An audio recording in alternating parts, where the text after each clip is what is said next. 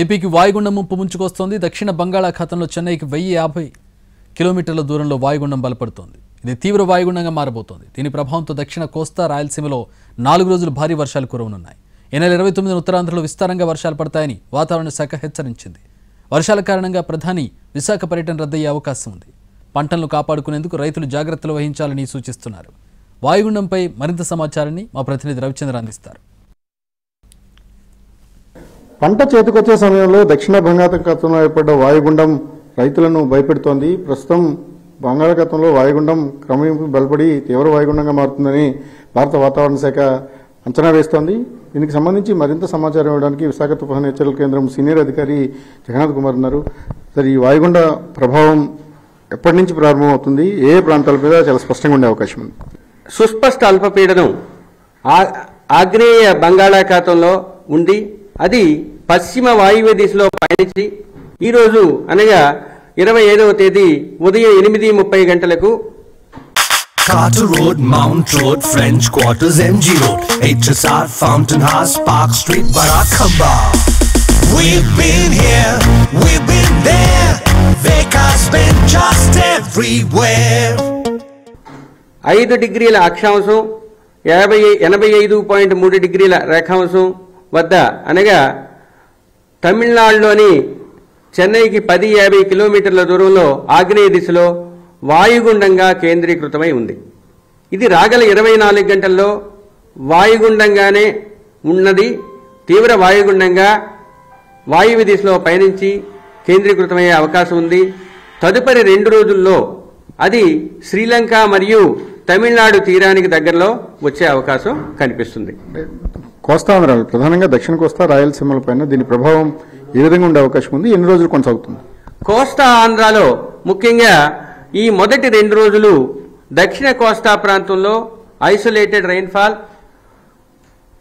North coastal ఆంధ్రప్రదేశ్లో dry weather ఉండే అవకాశం ఉంది.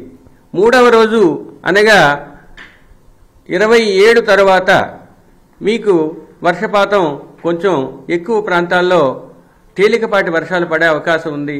5వ రోజు అనగా 29 నుంచి ఎక్కువ ప్రాంతాల్లో తేలికపాటి నుంచి మోస్తరు వర్షాలు పడే అవకాశం ఉంది. అయితే దీనికి ప్రభావం వల్ల హెవీ రైన్స్ కూడా పడే అవకాశాలు కొన్ని జిల్లాల్లో ఉన్నాయి.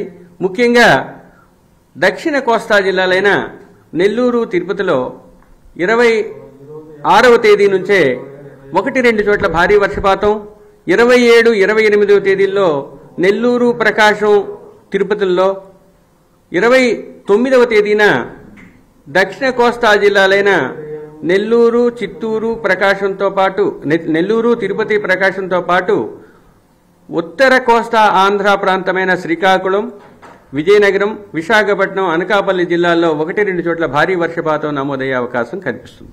అంటే మత్స్యకారులు కానీ రైతులకు కానీ ఇది ఇద్దరికీ కూడా చాలా కీలకమైన సమయం. ఇది వారికి సంబంధించి ఎటువంటి హెచ్చరికలు ఉన్నాయి? అలాగే పోర్ట్ వార్నింగ్స్, ఎటువంటి పోర్ట్ వార్నింగ్స్ మనం జారీ చేయడం జరిగింది? ఫిషర్మెన్ లేదా మత్స్యకారులకు ఈ గాలులు తీవ్రతరం అవుతున్నందువలన వారికి తదనుగుణంగా హెచ్చరికలు జారీ చేయడం జరిగింది. 26వ తేదీన దక్షిణ కోస్తా ప్రాంతంలో దక్షిణ కోస్తా తీరం వెంబడి 35 నుంచి 45 వరకు, గరిష్టంగా 55 కిలోమీటర్ల వరకు గాలులు వీచే అవకాశం ఉంది. అందుకని 25వ తేదీనే సుదూర ప్రాంతాల్లో సముద్రం లోపల ఉన్న మత్స్యకారులు సురక్షిత ప్రాంతాలకు తరలి రావాల్సిందిగా హెచ్చరిక జారీ చేయడం జరిగింది. 26 నుంచి 30వ తేదీ వరకు మత్స్యకారులకు ఈ తీవ్రమైన గాలులు ఉండటం వలన, rough to very rough sea ఉండటం వలన వేటకు వెళ్లవద్దని హెచ్చరికలు జారీ చేయటం జరిగింది. ఓవరాల్ గా తీవ్ర వాయుగుండ ప్రభావం దక్షిణ కోస్తా ఆంధ్రప్రదేశ్ మీద ఎక్కువగాను, రాయలసీమ మీద కూడా కనిపిస్తుంది. కానీ 29వ తారీఖున ఇటు నార్త్ కోస్టల్ ఆంధ్రప్రదేశ్లో కూడా అనేక చోట్ల వర్షాలు కురుస్తాయి. కొన్ని చోట్ల భారీ వర్షాలు నమోదయ్యే సూచనలు స్పష్టంగా ఉన్నాయని వాతావరణ శాఖ చెప్తోంది. ఇక రైతులకు సంబంధించి చాలా కీలకమైన సమయం ఇది. ఈ సమయంలో పంటలను రక్షించుకోవడానికి అవసరమైన జాగ్రత్తలన్నీ కూడా రైతులు తీసుకోవాలి. ఆ దిశగా అధికార యంత్రాంగం కూడా సూచనలు జారీ చేయాలని వాతావరణ శాఖ ఇప్పటికే కోరడం జరిగింది. Cameraman Suresh, Ravichandra, NTV, Visakhapatnam.